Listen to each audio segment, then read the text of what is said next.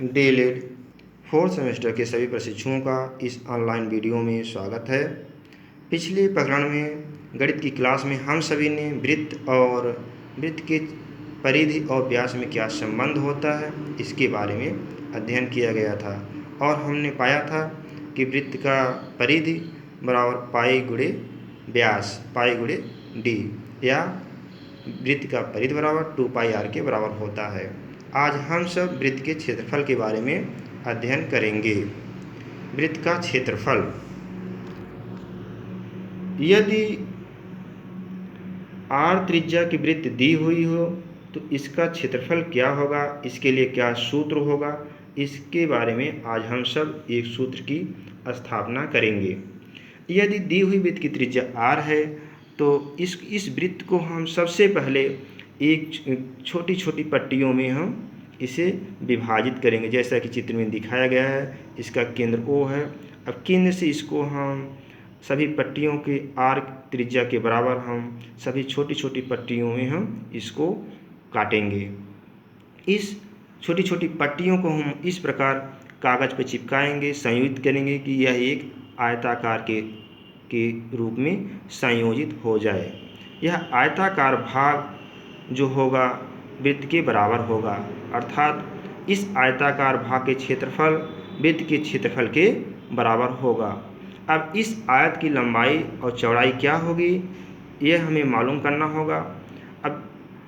और लंबाई और चौड़ाई मालूम होने के बाद हम इसका क्षेत्रफल निकाल सकते हैं और इसका क्षेत्रफल आने के बाद यही क्षेत्रफल वृत्त के क्षेत्रफल के बराबर होगा।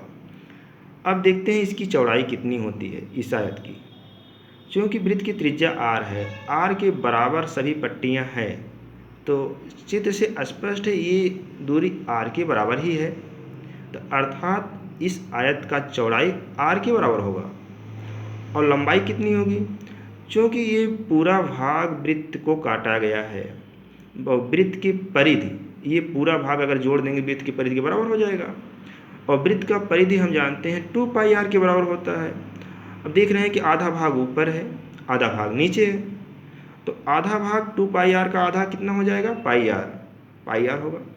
तो इस आयत की लंबाई कितनी हो गई, πr के बराबर हो गई। अब हमें मालूम हो गया कि आयत की लंबाई πr है और चौड़ाई वृत्त की त्रिज्या के r के बराबर है। अब इस आयत का क्षेत्रफल हम निकालेंगे।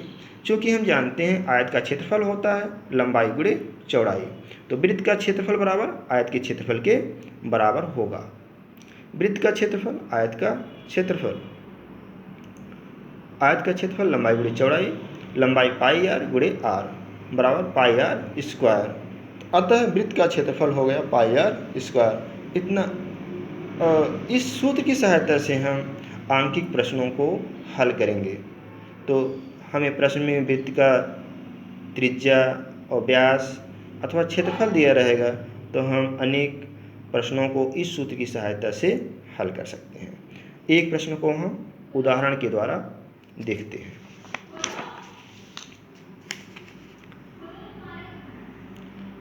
यदि किसी वृत्त की त्रिज्या r 7 सेंटीमीटर है तो उसका क्षेत्रफल ज्ञात कीजिए, जहाँ पाई बराबर 22/7। हल, चूँकि हम जानते हैं कि वृत्त का क्षेत्रफल बराबर πr स्क्वायर, जहाँ r बराबर 7 सेंटीमीटर, पाई का मान 22/7। तो वृत्त के क्षेत्रफल में हम πr स्क्वायर में पाई का मान r का मान रखेंगे। पाई का मान 22/7 गुणे r का मान 7 स्क्वायर, 22/7 गुणे 7 गुणे 7 बराबर 154 वर्ग सेंटीमीटर। क्षेत्रफल बराबर हो गया, वृत्त का क्षेत्रफल बराबर 154 वर्ग सेंटीमीटर। अब हम एक दूसरा प्रश्न हल करेंगे। एक वृत्ताकार घास के मैदान का क्षेत्रफल 616 वर्ग मीटर है। इसकी त्रिज्या ज्ञात कीजिए, जहाँ पाई बराबर 22/7। चूँकि हम जानते हैं कि वृत्त का क्षेत्रफल बराबर πr स्क्वायर होता है, अतः क्षेत्रफल यहाँ दिया गया है 616 वर्ग मीटर। हमें वृत्त की त्रिज्या ज्ञात करनी है। तो पाई यहाँ हम 616 बराबर पाई आर स्क्वायर रखेंगे। 616 बराबर पाई आर स्क्वायर, या आर स्क्वायर बराबर पाई को उधर ले जाएंगे तो 616 पाई नीचे आ जाएगा, 616 बटे पाई। पाई का मान रखने पर 616 बटे 22/7 बराबर 616, ये उल्टा हो जाएगा 616 गुणे 7/22। हल करने पर आएगा 196। तो आर स्क्वायर बराबर 196। आर का मान क्या होगा, आर का मान 196 का वर्गमूल निकालेंगे, तो वर्गमूल निकालने पाएगा 14। तो आर बराबर हो गया, वृत्त की त्रिज्या बराबर 14 मीटर। यहाँ मीटर दिया रहेगा मीटर होगा, सेंटीमीटर दिया रहेगा तो सेंटीमीटर हो, जैसा यूनिट रहेगा वैसा यूनिट हम निकाल सकते, माने इसमें रखेंगे। अब इसी प्रकार हम वृत्त की अनेक प्रश्नों को हल करेंगे इस सूत्र की सहायता से। अगर मुझे त्रिज्या दी रहेगी तो हम क्षेत्रफल निकाल सकते हैं, क्षेत्रफल दिया रहेगा तो वृत्त की त्रिज्या ज्ञात किया जा सकता है। अनेक आंकिक प्रश्नों को हल करेंगे।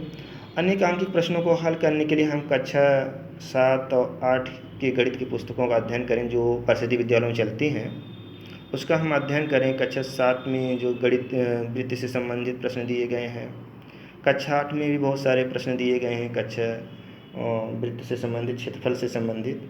तो अगर हम उसका थोड़ा सा अध्ययन करें तो हमें वृत्त के क्षेत्रफल और परिधि व्यास को समझने में आसानी होगी और हम पूरा सवाल हम आसानी से हल कर सकते हैं। और इस ऑनलाइन वीडियो में आज के लिए इतना ही। फिर अगले प्रकरण में हम सब चतुर्भुज और उसके प्रगुणों के बारे में अध्ययन किया जाएगा।